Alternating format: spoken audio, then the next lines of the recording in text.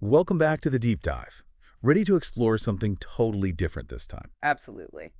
All right, so today we're diving headfirst into ancient Rome, specifically the gladiatorial games. Oh, yeah, the Colosseum, the blood, the spectacle. Exactly. But we're going deeper than just the gore, right? hmm This is about understanding how entertainment, power, and social dynamics all kind of got mashed up together back then. And how it still influences us today. It's wild how these games evolved. I mean, they started as like these somber funeral rites Yeah, for the dead. to honor the dead, right? Yeah. And then they transformed into like the biggest, most popular form of entertainment in Rome. It's crazy. I know, it's really mind-blowing. Yeah. It really shows how things can just totally transform over time. You know what I mean? Totally. I mean, it happens today, right? Something starts as one thing and suddenly it means something totally different. Yeah, definitely. Like, think about Halloween, Uh-huh. or Mardi Gras. I mean, do people even remember why we celebrate those anymore? It's like the original meaning gets buried under all the parties and costumes. It's so true. And as the games got more and more popular, well, the Roman emperors, they definitely noticed. Yeah, they saw an opportunity. But they totally did. They were like, hey, we can entertain the masses, but we can also use this to maybe, distract them a bit. From the real problem. Exactly. Like economic troubles or, like political stuff they might not be happy about. Classic bread and circuses. Yeah. Give people a good time and they'll forget about their troubles, right? Yeah. At least for a little while. Totally. It's a tactic as old as time, honestly. Speaking of old, we have to talk about the Colosseum itself. Yes, the Colosseum. There wasn't just a stadium, was it? No way. It was way more than that. It was this like perfectly designed symbol of Roman power and hierarchy. I can just imagine the energy in that place. Yeah. 50,000 people packed in there, all from different walks of life. Yeah. Everyday Romans, wealthy elites, you name it. Even the emperor himself. Of course. Sitting right there in the best seat in the house. And that's the thing. The seating arrangement was really deliberate. The closer you were to the action, well, the higher your status in Roman society. So you had the emperor and the senators up front, then the equestrians, then commoners, and then way in the back you had, well, the women and the slaves.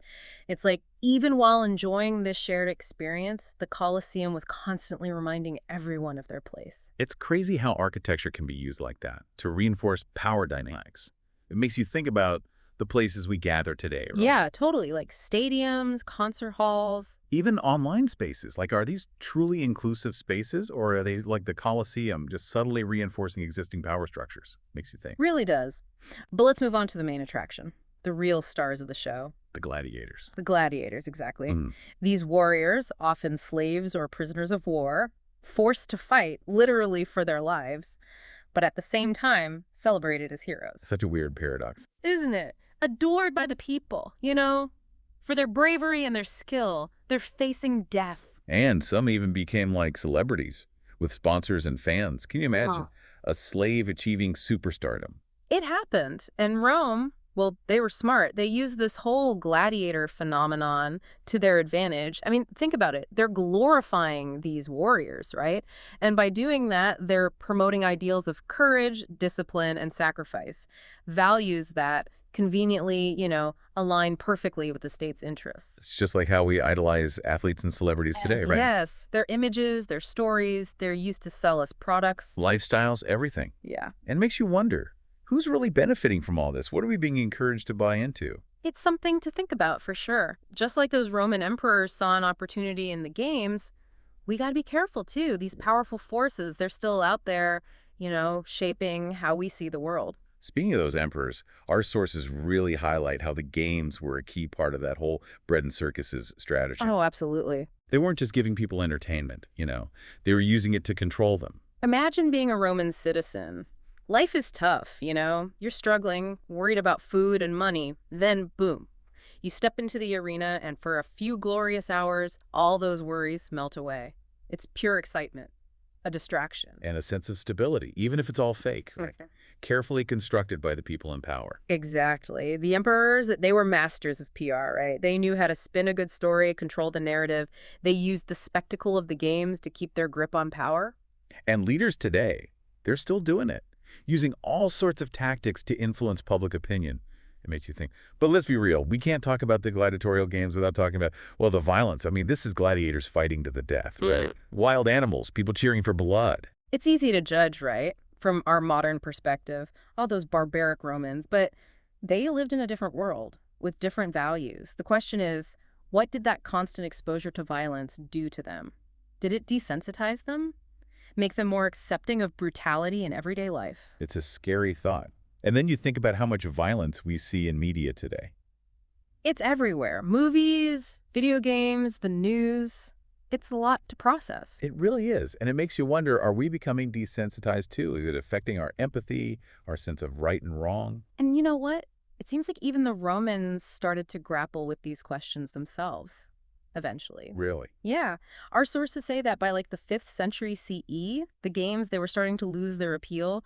A whole bunch of factors contributed to the decline, but one of the big ones was the rise of Christianity. Which condemn the games as barbaric and cruel. Exactly. Plus, let's be real, funding these massive spectacles, it wasn't cheap. And the Roman Empire, well, they were having some money problems around that time. It's fascinating to see how a society's values can change over time. I mean, something that was so central to Roman culture eventually just, like, faded away. Makes you wonder what things that we consider totally normal today might be seen as unacceptable in the future, right? It's a great question, and it's one we should all be asking ourselves. What will future generations think of our choices? Our values? I mean, what's considered acceptable can change, and I think it's really fascinating to think about what those changes might look like. Definitely food for thought. And on that note, I think it's a good place to take a break. We've covered a lot of ground, from funeral rites to emperors and everything in between, but there's still so much more to explore. Oh, absolutely. So in the next part of our deep dive, we'll delve even deeper into the gladiatorial games. We'll look at their symbolism, their economic impact, and their lasting legacy. Stay tuned. Welcome back to the deep dive. Before the break, we were talking about changing values, how something like the gladiatorial games could just, disappear. Yeah, it's wild. But let's rewind a bit and talk about the symbolism of the games. It wasn't just violence for the sake of violence. There was a deeper meaning there. Right. The games were a way for the emperors to show their power. Remember we talked about how the emperor could decide the fate of a gladiator? Yeah, with a thumbs up or thumbs down. Yeah. Talk about pressure. It was a huge display of power. It wasn't just about life and death in the arena. It showed the emperor's control over justice and mercy. It was like a morality play, right? Right. With the emperor as the ultimate judge. Exactly. The emperor was shaping public opinion, showing their strength and authority. And it wasn't just the games themselves. Think about the Colosseum, the architecture, the sheer scale of it. It was a statement, for sure. Imagine being there, all those people from all walks of life. It created a sense of shared identity, like they were all part of something bigger. Powerful leaders have always known how to use spectacle and symbolism to their advantage. It's not just about brute force, it's about controlling the narrative. That's so true.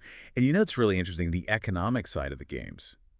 These events, they were big business. Oh yeah, definitely. I never really thought about that before. Think about it. They had to build those massive arenas, get exotic animals, train the gladiators. That all cost a fortune. It's like the Roman version of a Hollywood blockbuster. And just like in Hollywood, the games created jobs and generated huge amounts of money. There were builders, traders, even gladiator managers, like today's sports agents. It wasn't just the emperors and the elite who were profiting. Not at all. The games had a ripple effect on the whole economy. They stimulated trade, created jobs, even helped to develop infrastructure. It's amazing how something so brutal could have such a big economic impact. It's like looking at our world today. We have entire industries built around movies, sports, video games. Exactly. Entertainment is a powerful economic force. It makes you think, are we, like the Romans, too focused on entertainment? Are we investing enough in things like education and healthcare? It's a good question. Finding the right balance, that's the challenge. We need substance, not just spectacle. But you know what? We were talking about how the games eventually declined. That must have been a huge shift for Roman society. It was, but it shows how much societies can change. Values and priorities shift, and things that were once acceptable become unthinkable. Makes you wonder what things we do today that future generations will disapprove of. It's something to think about, and that's a great segue to the final part of our deep dive. All right, so next we'll be exploring the lasting legacy of the gladiatorial games. And what those games can teach us about entertainment, influence, and the power of spectacle even today. Back again for the final round of our gladiatorial deep dive.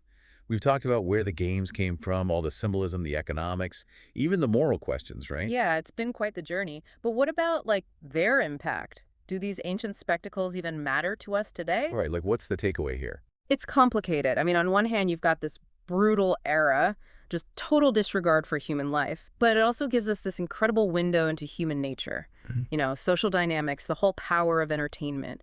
And those things, they still matter today. It's like we're looking in a mirror, seeing the best and the worst of humanity all at once. Exactly. And by studying this stuff, we can understand ourselves a little better, our values, and how easily those values can be messed with.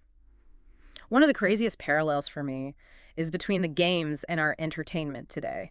Like, we don't have gladiators killing each other, obviously, but we're still fascinated by violence, by spectacle. True. I mean, think about action movies, violent video games, Mm. even reality TV, all about that drama and conflict. We're drawn to it, even if we know it's not exactly, good for us. Right, so is this like hardwired into us, this need for violence and crazy stuff, or is it something else? Maybe it's a bit of both. Yeah. Our culture plays a role, societal norms, even economic forces. We're not Oh. just like sitting there passively absorbing it all. We make choices about what we watch and play. That's so important. We got to remember those Roman emperors, they used the games to control people. And today, entertainment can still be used to shape our beliefs. It's a tricky balance. Yeah. Entertainment can be fun, but it can also be manipulative. Absolutely. We got to be smart about it, be critical of what we're consuming, understand that it can be fun, yeah. But it's powerful stuff. It can shape how we see the world. Something else I find interesting, besides the violence, is that need for heroes.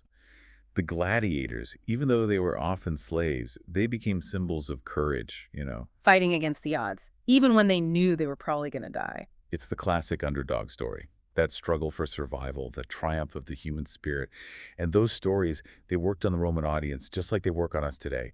We're still drawn to heroes, to resilience, to stories about overcoming adversity. Totally. Some things are just universal, right? No matter what time period you're in. We want stories that inspire us, challenge us, stories that make us feel something. And the gladiatorial games, they delivered those stories, even with all the brutality. But those stories came at a huge cost, right? Yeah. Those gladiators, their lives were disposable. And the games themselves, they probably made people less sensitive to violence. Yeah, it's heavy stuff. It reminds us that even the most fun, entertaining things can have a dark side. We got to be aware of that. Question what we're being shown, and choose entertainment that matches our values. So much to think about. What do we learn from all this about the gladiatorial games? What can we apply to our lives today? Well, we've got to be careful what we consume, right? Entertainment is powerful. It can be fun and entertaining, but it can also be used to control us. Totally. No. And entertainment is never just, mindless fun. It reflects our values, shapes how we see things, and can even change how we act. We have a responsibility to be aware of that, to think about the impact of what we watch and play, not just on ourselves, but on society as a whole. Couldn't have said it better myself. Wow, what a journey this has been. From the beginning, those solemn rituals to this massive spectacle. We talked about the Colosseum, the economics, the legacy, a lot to unpack. We covered a lot of ground, that's for sure. Big questions, too, about entertainment, the power of symbols, how values change, and just our responsibility to be mindful about what we choose to consume. Yeah, lots to ponder. Well, thanks for joining us on this deep dive into the Roman gladiatorial games. Hope you learned something new, got a new perspective, maybe even thought about entertainment in a different way. Keep questioning, keep exploring, and until next time, keep diving deep.